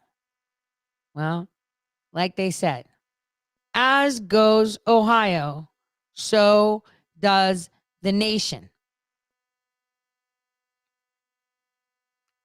Yet, people like to talk as if they know what they're talking about. They look at talking points from either really evil people that just want, to be popular. Oh, look at me. I'm hanging out with the cool kids. I don't show my Rolodex. I don't tell people, oh, look. It's so lame. So lame. So is it tonight that he's in Strongsville with a bunch of Republicans? I'm hoping that actual conservatives will go out there and ask him questions. Because no debate. See, tyrants do not answer questions. Tyrants deflect. He was actually asked a question about going to Ukraine, and he lied. He said he went to see his sister. That's a lie. It clearly said he went with Cindy McCain's delegation. Remember, McCain that worked with me in the 2014 elections to get them rigged, right? McCain, out of all people. This is the problem. No one pays attention to detail. Oh, well, so-and-so said. Then who's so-and-so? Do they feed you? No. Do they clothe you? No. And why are they more important than what your view is? See? That's the problem. We have given our thoughts and our direction and our choices to people that don't affect us. I don't see how any of them affect you. So why are you listening to them? I digress, right? I seriously digress. So I'll end today's show with just again, I'm going to show you the sneak peek of my J6 trailer and my Enjoy the Show trailer, which, by the way, I have very frustrated producers because I haven't gotten around to finishing up the audio, but I'm going to do it today so I can get that tidied up and snatched up. I have been completely swamped. So here's my J6 trailer. Now pay attention to the faces that I highlight.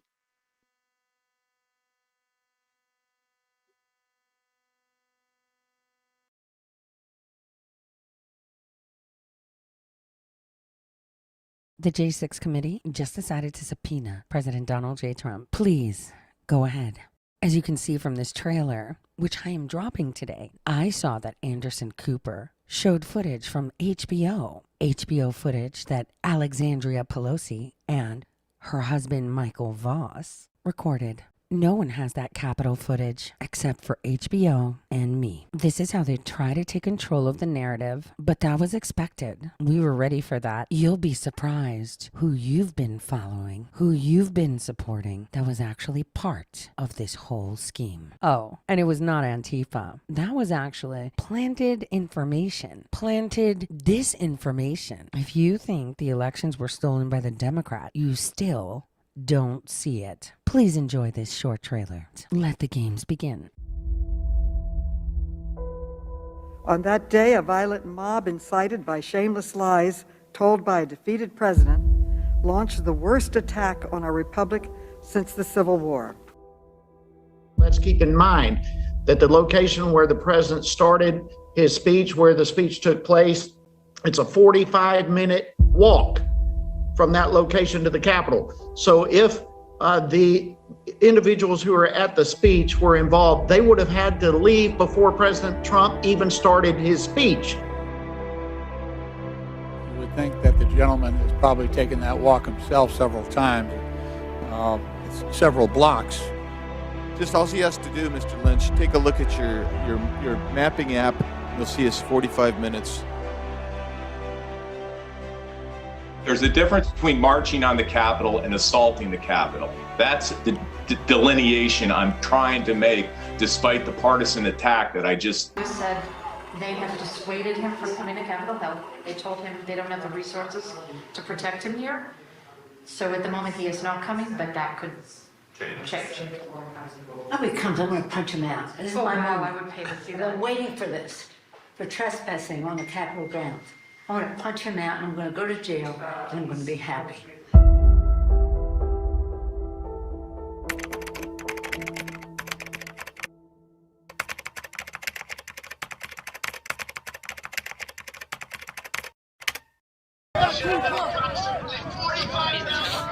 Rejected far more than what we needed to legislate.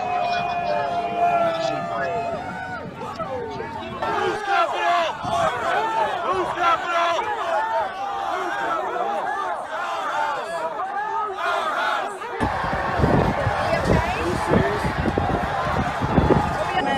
I don't really do interviews. No, I'm dead serious.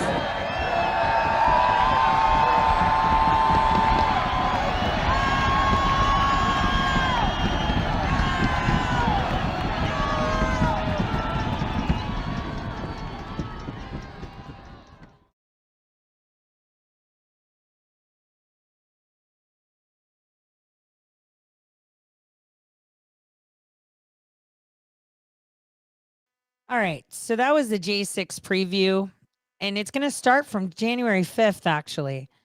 Someone's talking about an 18-hour live from J6. YouTube stole it. Please get in contact with one of my admins, preferably Miguel on my Telegram. There's ways of getting that. Just hit me up. We got this. Now, I also want to end with the most important of all, which is the fact that you are all watching a show. This is all a show. And it is unfortunate that many of us are so polarized we don't see it. We're so tribal that we're not paying attention. That all the answers to the questions that you may have in regards to everything, actually, is in our history. It's not something far-fetched. It's not something, that someone is concocting. If you pay attention to history and to what they tell you, it all makes sense. It's all different. And there is nothing left for them to do. It is important to be able to connect the dots backwards. See, this is the way quantum computing works too. Think about it. To make the most perfect program to time travel, which is what predictive analytics is for all those trolling saying she thinks she's a time traveler, right? You have to feed it information. Eons of information, of history, video, audio, visuals, scenarios, news, outcomes, actual facts. You have to feed it all the history you can up until the moment that you click the button run. And at that point, your program will be collecting information in the present, analyzing the information of the past, and therefore providing you the most concise, the most perfect outcomes that are going to be coming. And when I say perfect, meaning accurate, you will have timelines to tell you, what did you want to see? Do you want to see how this ends in 2030? Well, according to the data, every day that I'm getting and all the data that has been fed into me, there's a 70% possibility that at 2030, this is happening. A 30% chance of this is happening. There you go.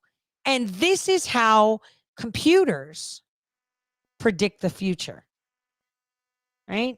They don't travel into wormholes. They don't break up into matter. They don't fold over in time, right? We're talking within the constraints of this construct. This is how they operate. Pretty simple. They use everything in the past for the future. Ergo, past proves the future. Not a conspiracy, but an actual fact. And therefore, if in the past you see, as you start entering those buildings where you will be casting your vote, think of the past and then think, what would the future be? Here again is the trailer for my documentary, Enjoy the Show. God bless.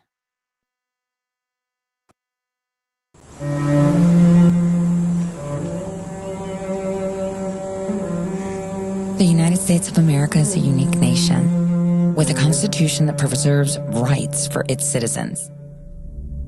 It's we the people who tell the government what they can and can't do, not the other way around. This is freedom. Freedom from oppressive government. Yet its citizens have been betrayed through subversion of their constitutional rights. This change has been witnessed around the world, and citizens let it happen.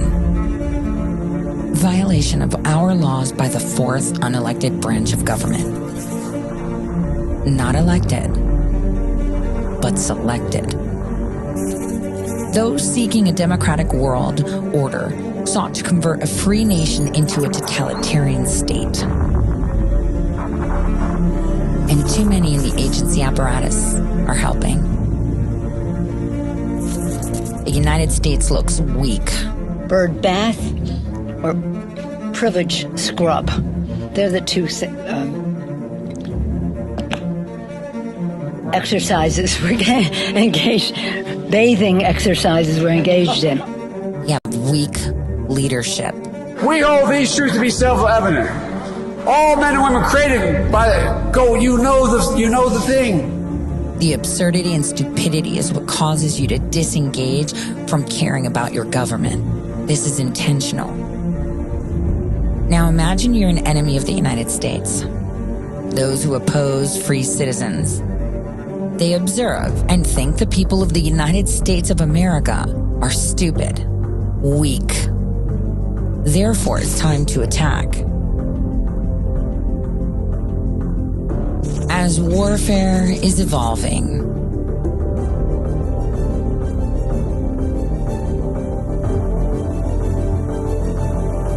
let me repeat, the constitutional laws that protect the citizens of the United States have been violated. This is an act of war on the people. From decades of compromised candidates in Congress and presidents who built up the agencies, the fourth unelected branch of government.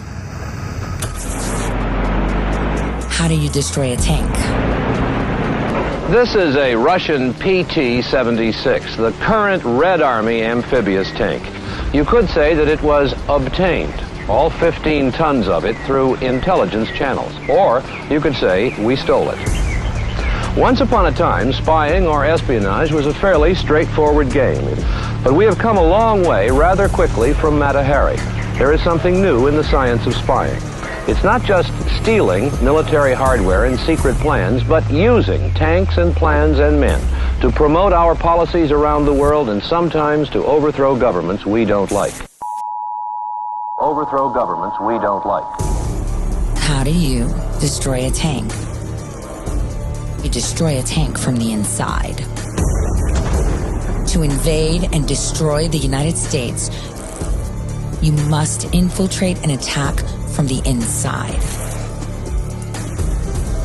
What becomes of a world without the U.S. Constitution? Who is infiltrating the United States of America? To understand how, we have to go back and take a good look at our history.